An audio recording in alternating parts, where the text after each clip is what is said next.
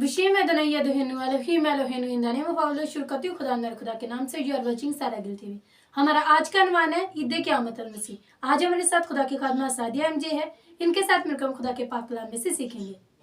How are you, sister? I am good by the grace of God. Welcome to Sara Gil It's TV. my pleasure to be here to share the word of God. Praise the Lord. जैसे कि हमारा आज का अनवान है ईद क़यामत अल मसीह। आप हमें ये बताएं कि बाइबल मुकद्दस ईद क़यामत अल मसीह के बारे में क्या बताती है? जी, ऐद जदीद में से मुकद्दस लूका की मार्फत लिखी गई अंजील उसका 24वां बाब 6 आयत से वो यहाँ नहीं बल्कि जी उठा है।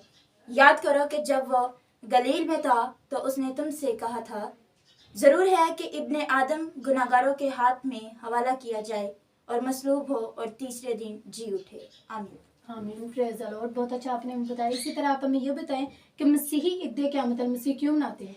ईद क़यामत अल मसीह एक अहम मसीही त्यौहार है।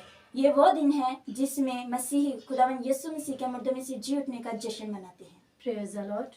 लीड इन क्राइस्ट मिनिस्ट्री और सारा गिल बाइबल नॉलेज हाउस की तरफ से आप सबको ईद क़यामत अल मसीह बहुत बहुत मुबारक हो। Thank you. God bless you. मेरा ईमान है कि आज के पाक कलाम के वसीला से खुदा हम सबको बरकत